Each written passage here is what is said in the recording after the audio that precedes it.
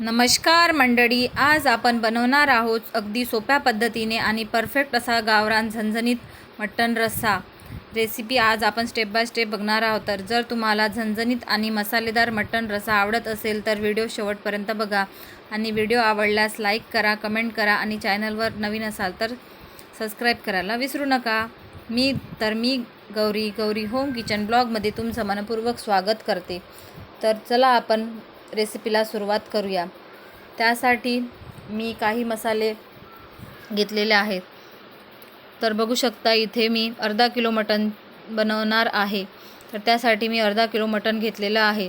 अर्धा किलो मटण आपल्याला चांगल्या प्रकारे 2-3 पाण्याने वॉश करून घ्यायचं आहे. त्यासाठी मी घेतलेला 1 इंच अद्रकचा तुकडा, 10 ते 15 लसणाच्या पाकळ्या, कोथिंबीर आणि कांदा, खोबरा आणि खडे धने तव्यावर भाजून घेतलेले आहेत. त्यानंतर काही मसाले घेतलेले आहेत.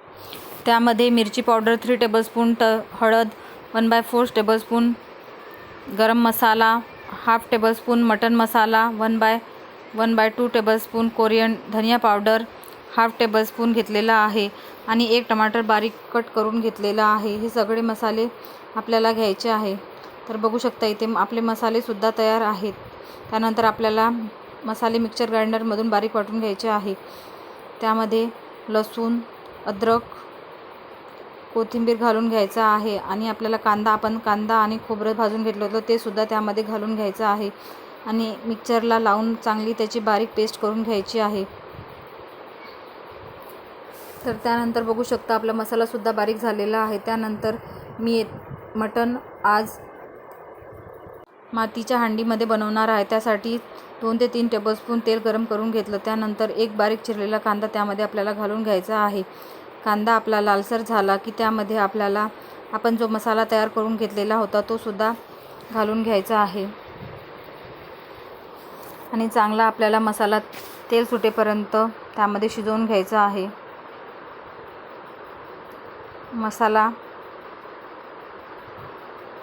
आणि हे मसाले आपल्याला कमी गॅसवर शिजवायचे आहे.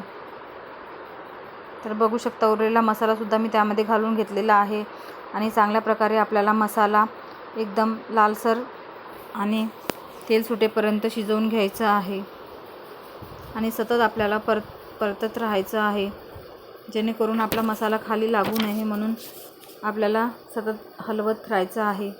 तर बघू शकता इथे आपला मसालासुद्धा चांगल्या प्रकारे शिजलेला आहे. त्यानंतर वर जे मेन्शन केलेले मसाले होते ते सुद्धा त्यामध्ये घालून घेतलेलं आहे आणि मसाला चांगल्या प्रकारे शिजू द्यायचा आहे. त्यानंतर आपल्याला त्यामध्ये मटण घालून घ्यायचं आहे. मटण घालून आपल्याला मसाल्यामध्ये चांगल्या प्रकारे आपल्याला परतून घ्यायचं आहे.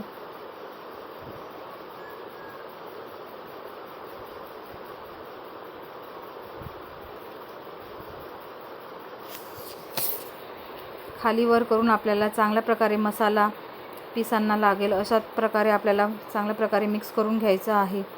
तर बघू शकता इथे आपले मसाले पीसेससुद्धा चांगल्या प्रकारे मिक्स झालेले आहेत आणि त्यावर आपल्याला झाकण ठेवून तेलामध्ये 5 ते 10 मिनिट आपल्याला शिजवून घ्यायचं आहे. यामध्ये लगेचच पाणी आपल्याला घालायचं नाही.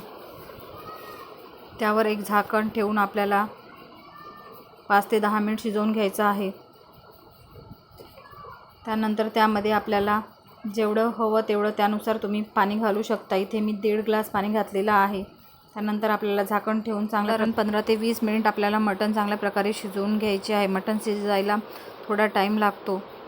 तर बघू शकता इथे आपलं 10 ते 15 मिनिटानंतर आपलं मटण अगदी भारी शिजलेलं आहे. त्यानंतर त्यावर कोथिंबीर घालून आपलं चांगल्या प्रकारे मिक्स करून घेऊयात.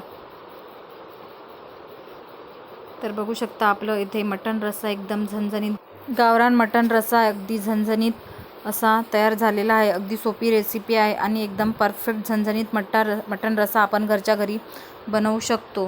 ही रेसिपी आवडल्यास लाईक करा, कमेंट करा आणि सबस्क्राईब करा. तुम्ही ही भाजी झणझणीत मटण रस्सा तुम्ही भातासोबत, चपातीसोबत किंवा भाकरीसोबत तर एकदम भारी लागतो.